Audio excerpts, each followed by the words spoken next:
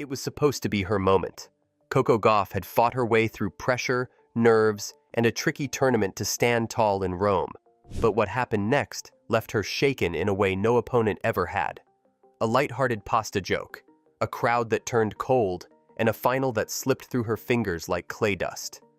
You could almost see the weight pressing down on her shoulders as the applause died out before it even began. And Coco finishes.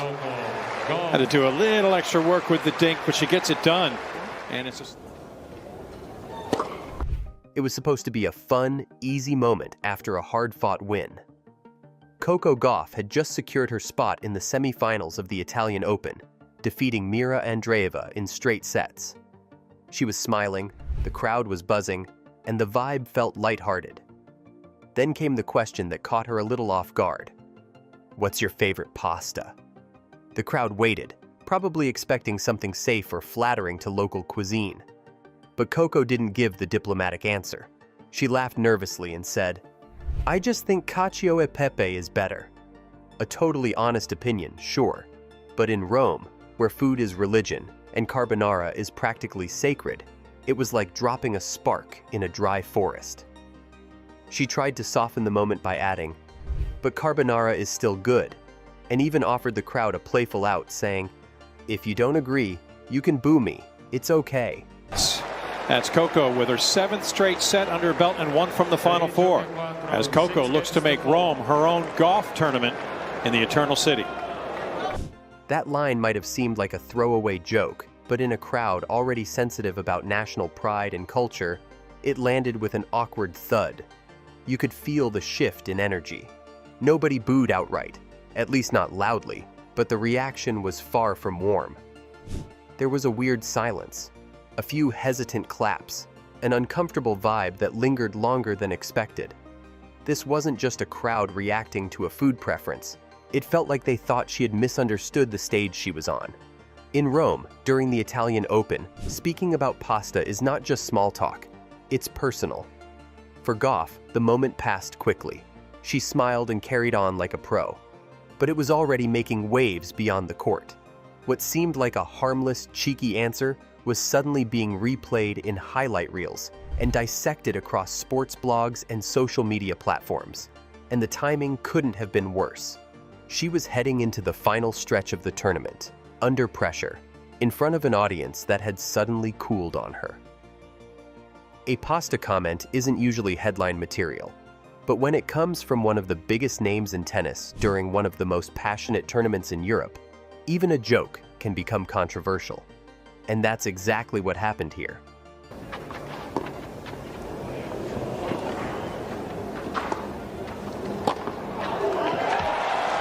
They love this cat and mouse game.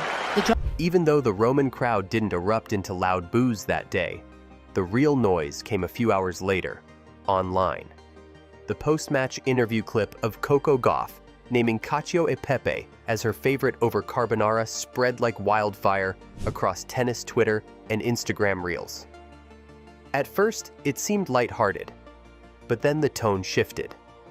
Italian fans, and even food traditionalists from around the globe, began calling her out for what they felt was an unnecessary slight to one of Italy's most beloved dishes.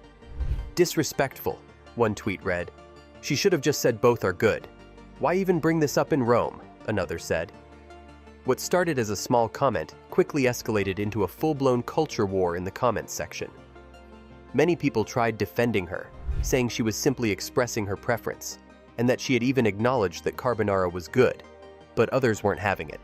Some accused her of being tone-deaf, saying that even if it was meant as a joke, she should have known better than to say something so provocative on Italian soil.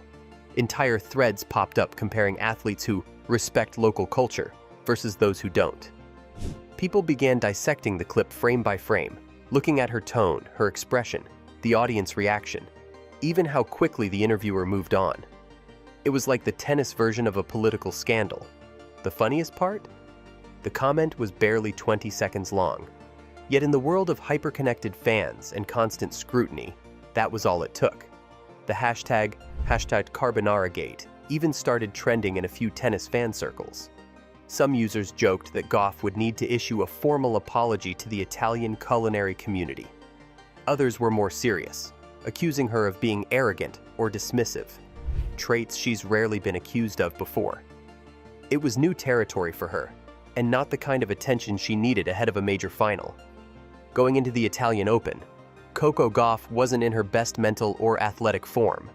Sure, she was still ranked number 3 in the world, but her season up to that point had been anything but smooth. After a strong showing in 2023, where she won the US Open and solidified herself as one of the top names in women's tennis, 2025 started off shaky. She didn't make it past the quarterfinals at the Australian Open. In Madrid, she reached the final but was outplayed by Aryna Sabalenka. The consistency just wasn't there. And for someone at the top of the game, inconsistency is the quickest way to end up under a microscope. It's easy to forget how young she still is. At 21, she's already played more high-stakes matches and lived through more public attention than most athletes twice her age. The pressure is constant, on the court and off. Every post, every reaction, every interview is scrutinized. And with her success comes expectations that are sometimes impossible to meet every single time. She's not just playing to win matches anymore. She's playing to maintain a brand, carry a nation's hopes, and stand tall as one of the faces of the next generation of tennis. That kind of pressure can wear anyone down.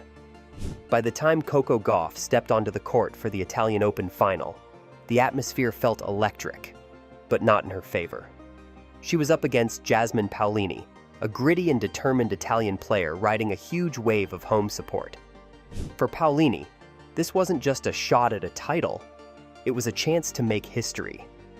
No Italian woman had won the tournament in Rome in 40 years, and she could feel the crowd pushing her forward. Gauff, on the other hand, looked like she was trying to fight through a fog. Right from the first serve, things started going off track. In the very first game, Gauff double faulted and got broken. She fought back in the next, but her serve was shaky all afternoon. By the end of the first set, she had already stacked up 4 double faults, and her first serve percentage was falling apart. Every time she tried to claw her way back, an unforced error or another missed opportunity would shut it down. Her forehand, which is usually powerful and reliable, was off. Her body language told the story better than the stats. She looked frustrated, disconnected, and flat. Paolini didn't have to be perfect. She just had to be steady, and she was. She kept the pressure on, moved Gauff around the court, and let the crowd's cheers boost her confidence.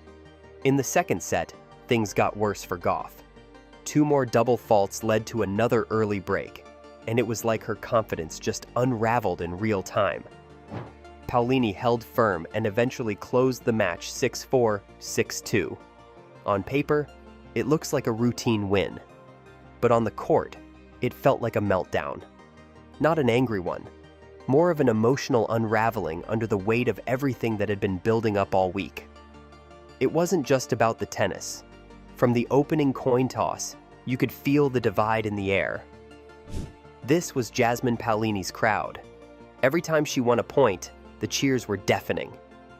But when Coco Gauff did something great, an ace, a clean winner, a break, it barely got more than a polite clap. That kind of imbalance can mess with your head, especially when you're already trying to shake off nerves and find your rhythm in a high-stakes match. Gauff didn't hide her emotions either. Between points, she was talking to herself, shaking her head, and looking toward her box for some sort of reset. But nothing was working. Even when she landed a solid shot, the energy in the stadium didn't bounce back to her. And when she made a mistake, that's when the crowd came alive. It wasn't exactly hostile, but it wasn't neutral either. It was clear who they were rooting for, and Gauff wasn't on that list. You could almost see her spirit dip with each game. The tension wasn't just on the scoreboard, it was in the space between points. Her serve, already under pressure, completely collapsed in key moments. She wasn't getting free points, and every rally felt like a struggle. That pasta comment from earlier in the week may have seemed like old news by then, but it still lingered in the atmosphere. Whether it consciously affected the crowd's vibe or not, the support was definitely missing. And when you're a player who thrives on energy and momentum, that kind of silence can feel louder than any boo. So, what are your thoughts on this? Let us know in the comments below.